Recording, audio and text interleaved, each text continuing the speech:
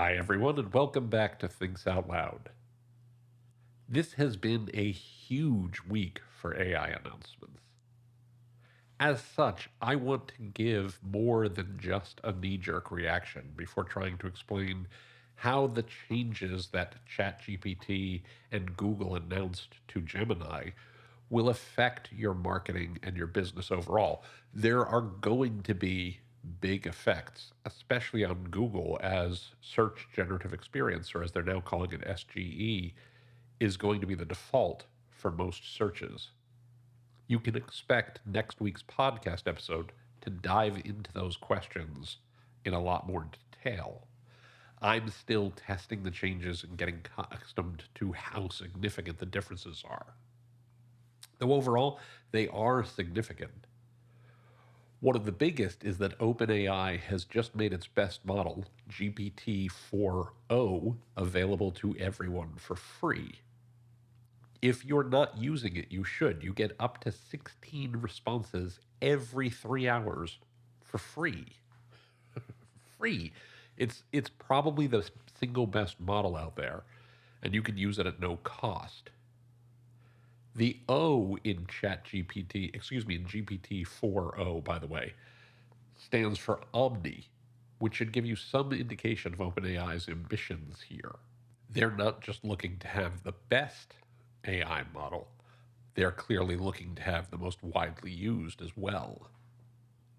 What's also true is that OpenAI almost had to make the model free. Because at least right now, most people haven't used ChatGPT or Google Gemini. And even among those that have, most haven't used it much.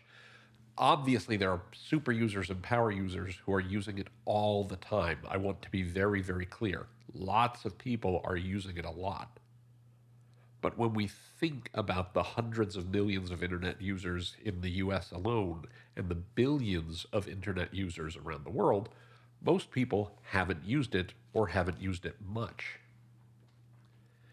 As an example, I did a quick poll on LinkedIn, and most of the respondents say that they're using generative AI at least once a week, with most of those folks saying they're using it for both business and personal use cases. But, and this is a big but in my book, no one has yet told me what their personal use cases are. Not a single person. Every use case has been for professional reasons. Now, this is not a scientific poll, obviously. For one thing, the respondents are highly self-selecting just by basis of the kind of poll, and probably self-selecting among people who are using generative AI at all. Only 6% of the people who responded say they don't use it at all, and that cannot be representative of the population as a whole. Secondarily, as I mentioned, I ran this on LinkedIn, so business use cases are undoubtedly going to dominate. The craziest stat, though, that really causes me to ask questions is that only 2% say they're solely using generative AI for personal use. 26% say they're doing it for professional use cases alone. That's 13 times higher than the folks saying they're only using it for personal activities. Yes, 66% say they're using it for both professional and personal cases. I strongly suspect, though, that even among those folks, it skews heavily towards professional use cases. And the reason is because, as I already mentioned, no one has told me a personal use case. Not one. People who say they're using it for both personal and professional outweigh those who say they're only using it for professional use cases more than 2-to-1. Something about the fact that no one has told me how they're using it on a personal level seems not right. It's something that I plan to explore a lot in the coming days and weeks. But it highlights a key question I've had for a while now, which is, when are your customers going to start using generative AI? Now, for business users, the answer tends to be They already are, not just because of this LinkedIn poll, but because of a lot of other data that we see.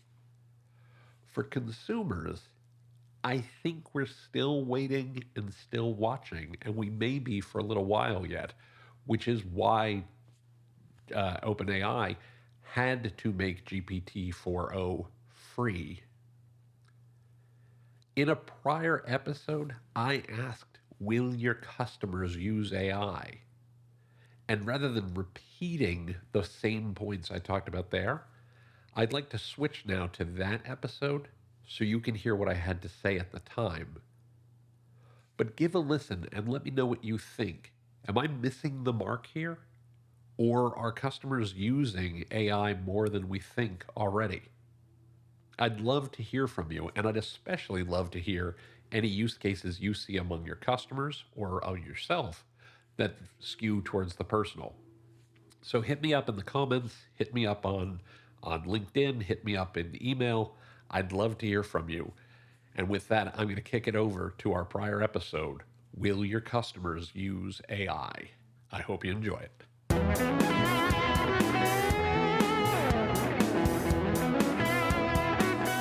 Welcome to Thinks Out Loud, your source for all the digital expertise your business needs. Well, hello again, everyone, and welcome back to Thinks Out Loud, your source for all the digital expertise your business needs. My name is Tim Peter. This is episode 418 of The Big Show, and I think we've got a really cool show for you today. I really appreciate you tuning in. We've been doing a lot of episodes lately about artificial intelligence and how the technology might shape your business in the longer term. What I also want to do is I want you to remember that this is a marketing podcast, first and foremost. Marketing is always about people, not technology. I think AI is so cool. I'm the one who decides what we talk about every single week. So clearly, artificial intelligence has been top of mind for me and for a lot of other people for the last bunch of months. At the same time, it's really important to talk about how people are using AI, how your customers are using AI, and what that might mean for your business. Because all of the technology in the world is only cool and only matters if your people use it, if your customers use it, if your team uses it. So I thought it'd be a good time today to talk about where are we in terms of customers? Will your customers use AI? Do your customers use AI? And the answer to that question is they are using AI, at least to some degree. It doesn't really matter if you're talking a B2B context or a B2C context, so business to business or business to consumer. Your customers are using AI today. That's obviously true if they're using Google to do search, or if they're using any number of Microsoft products, or if they're using things like Salesforce or HubSpot or Adobe or LinkedIn or, autocorrect on their phones, or, well, you get the idea. AI is increasingly baked into many of the products, many of the services, many of the tools that your customers use every single day. And as I'll get to in a minute, we should expect to see a lot more of that in the coming months. What's also true is that most people don't think they use AI very much at all. Data from Pew Research shows that about 50% of Americans say they use artificial intelligence less than once per week. Another Pew Research report shows that only 23% of Americans have tried ChatGPT ever. If we want to flip that on its head, obviously that means that 77% of Americans have never, ever used ChatGPT. And I'll tell you more in a minute on why that matters. By the way, I hope you'll pardon the provincialism here. I'm using US-only research at the moment. I know we've got a fair number of listeners all around the world, and I wanted to say thank you so much for listening. At the moment, I just don't have a great source for this data outside the US. So that's why I'm sticking with US data for right now. One of the things that appears to be true is that use of AI is more regular and more common among younger and wealthier and more educated consumers. And that's even more true at work, according to data from the Conference Board, where we see more than half of all users are using AI at least once a week. So if your question is, are my customers using AI? Well, your customers, it really comes down to who your customers are. If they're younger, wealthier, more educated, then they are using AI regularly at work and in their personal lives. If they're older, if they're less wealthy, if they're less educated, then either they're not using AI regularly, or in the case of artificial intelligence helping power Google search, then it's more likely that they're not aware how regularly they may be using artificial intelligence. We care about this because customer behaviors are ultimately what drive our business, right? We can try to influence customer behaviors as much as we can, and we do, but people behave the way they tend to behave. And the behavior that we're seeing from the least frequent users, strikes me as the most likely long-term reality for everybody.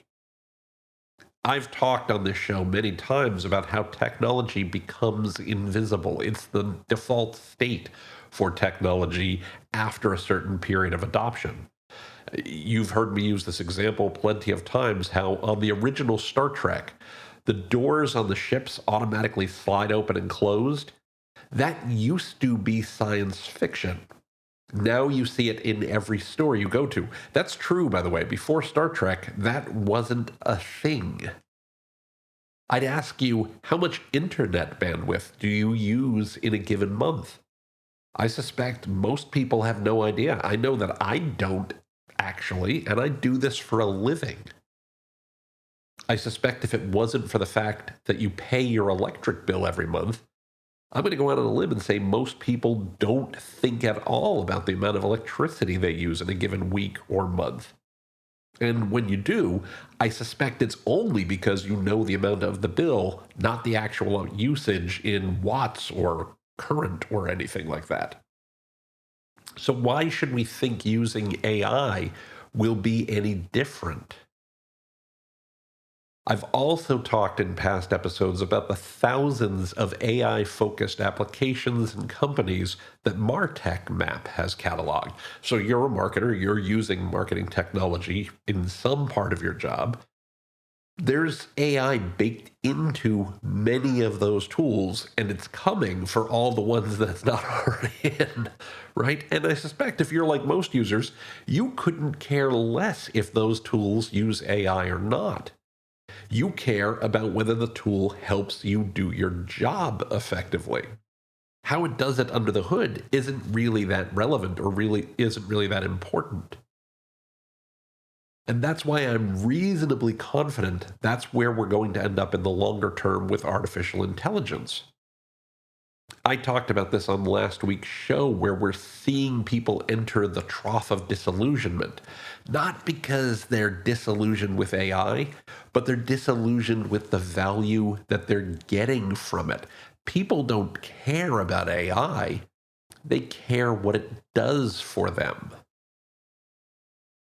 And that leads to the next question you want to think about, which is, what do your customers think about AI? Do they trust AI? And the answer, again, looking at the Pew Research, as well as some others that I'll link to in the show notes, more or less is not really. And I think this is partly because so many people haven't spent much time hands-on with AI that they're not really sure of what it can and can't do. When we think about the fact that more than 3/4 of Americans have never used ChatGPT once, they're not going to be particularly trusting of it. They're not going to have a particular understanding of what it can and can't do for them. Now, that may change, OpenAI has opened up ChatGPT that you can now use it without an account. But we know that people are probably concerned about what it means for their careers, despite evidence that, at least according to the Census Bureau, AI mostly isn't taking jobs.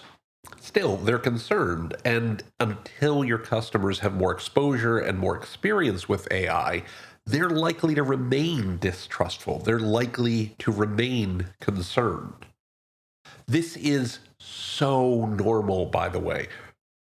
We saw this with the internet too. I remember going through this when people were first exposed to the internet.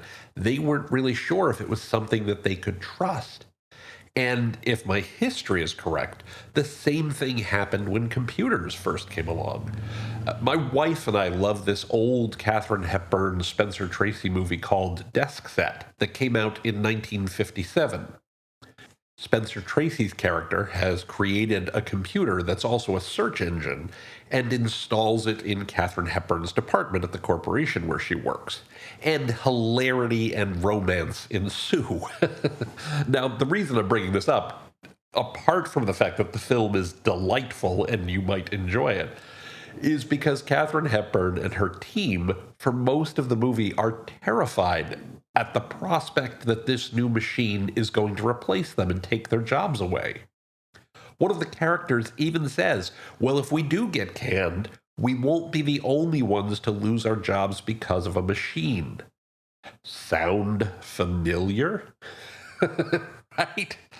By the way, there's a line I love in the movie. This is a complete aside, but I hope you get a kick out of it. Katharine Hepburn's character, Bonnie Watson, says she finds the machines, and I quote, frightening, gave me the feeling that maybe, just maybe, people were a little bit outmoded.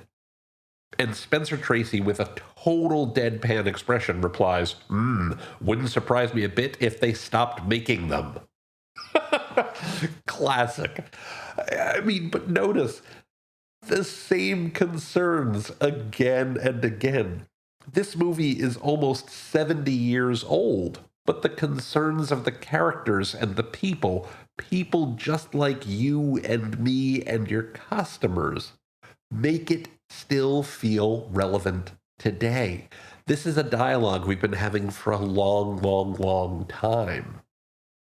So that leads me to the most important questions you should be thinking about, which are, how are you going to use AI in your business?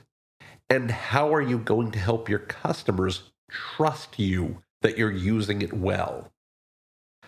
I've addressed the first question in a ton of past episodes. Check out the show notes in this show, and I'll provide links to many you can check out. I'm going to spend all of our remaining time together on the second question. Notice that as part of that question, I didn't ask, how are you going to help your customers trust the artificial intelligence?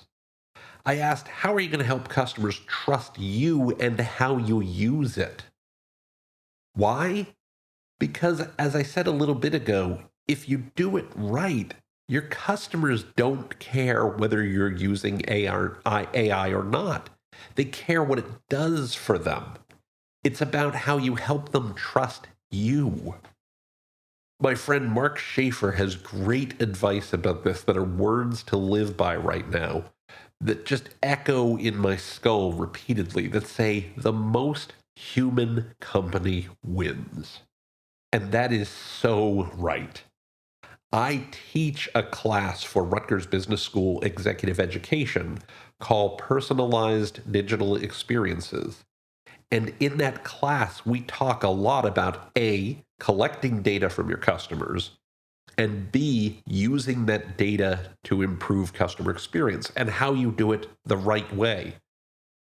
One of the keys to doing those tasks effectively is staying away from what's known as the creepy line. You know what the creepy line is, of course. It's when companies do things that are creepy. They creep you out. For instance, if your favorite clothing retailer showed you something on their website or app that said, here are some recommendations for pants and shirts you might like based on past purchases, that's generally not creepy.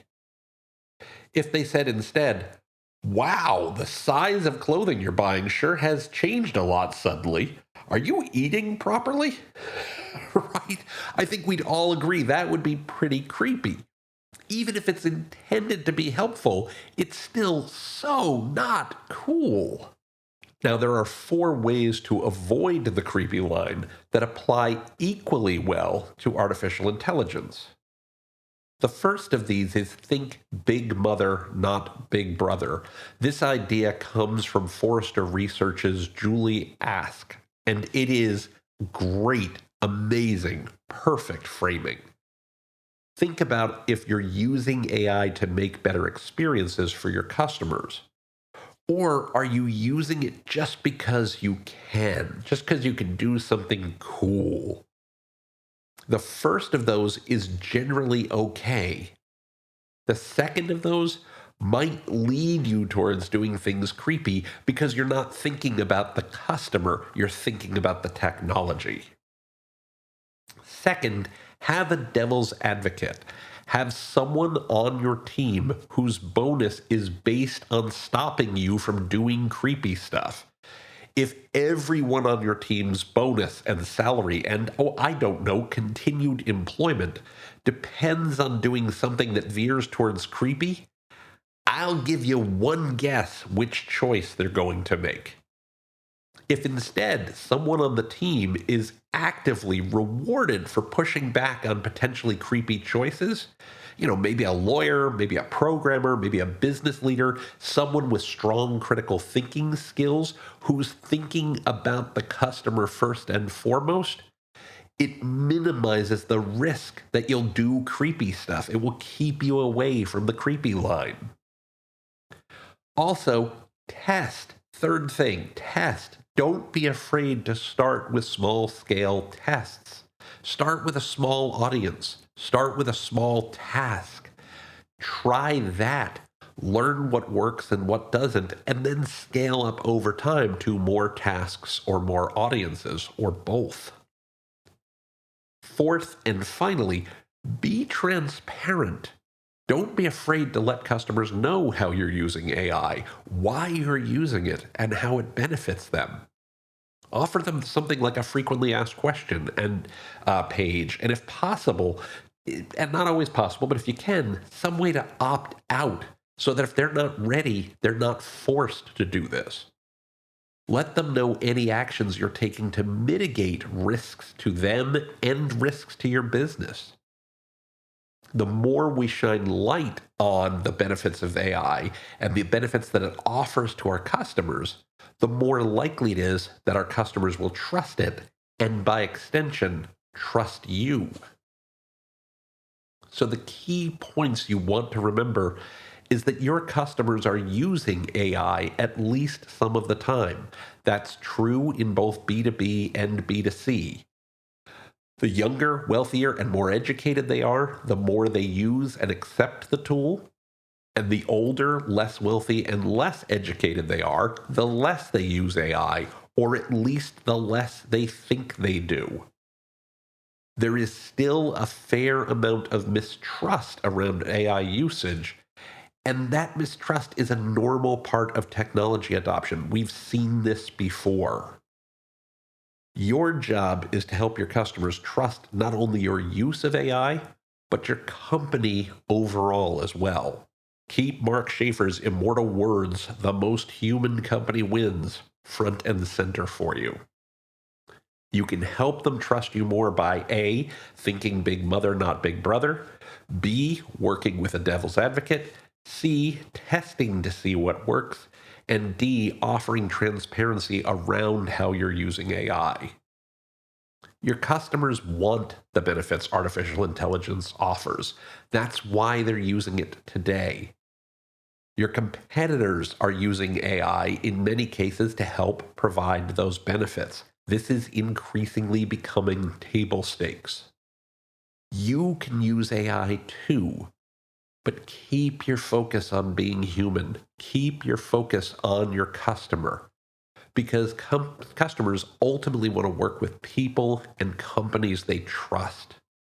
If you do that, if you keep the focus on your customer, they won't just keep coming back because of the AI. They'll keep coming back because of you. Now, looking at the clock on the wall, we are out of time for this week. I want to remind you again that you can find the show notes for this episode, as well as an archive of all past episodes, by going to timpeter.com/podcast. Again, that's timpeter.com/podcast. Just look for episode 418. Don't forget that you can click on the subscribe link in any of the episodes you find there to have Thinks Out Loud delivered to your favorite podcatcher every single week. You can also subscribe to Thinks Out Loud on Apple Podcasts, Spotify, YouTube Music, anywhere fine podcasts are found. I would also very much appreciate it if you could provide a positive rating or review for the show whenever you use one of those services. If you like what you hear on Thinks Out Loud, if you enjoy what we talk about, if you like being part of the community that we're building here, please give us a positive rating or review. Reviews help other listeners find the podcast. Reviews help other listeners understand what Thinks Out Loud is all about. They help to build our community, and they mean the world to me. So thank you so much for doing that. I very, very much appreciate it. You can also find Thinks Out Loud by going to linkedin.com/TimPeterAndAssociates. You can find me on Twitter or X or whatever you want to call it this week by using the Twitter handle @TCPeter. And of course, you can email me by sending an email to podcast@timpeter.com. Again, that's podcast@timpeter.com. Finally, and I know I say this a lot, I want you to know how thrilled I am that you keep listening to what we do here. It means so much to me. Seriously, you are the reason we do this show. You're the reason that Thinks Out Loud happens every single week. So please keep your messages coming on LinkedIn. Keep hitting me up on Twitter, sending things via email. I love getting a chance to talk with you, to hear what's going on in your world, and to learn how we can do a better job building on the types of content and community and information and insights that work for you and work for your business. So with all that said, I hope you have a fantastic rest of your day. I hope you have a wonderful week ahead. And I will look forward to speaking with you here on Thinks Out Loud next time. Until then, please be safe, be well, and as always, take care, everybody.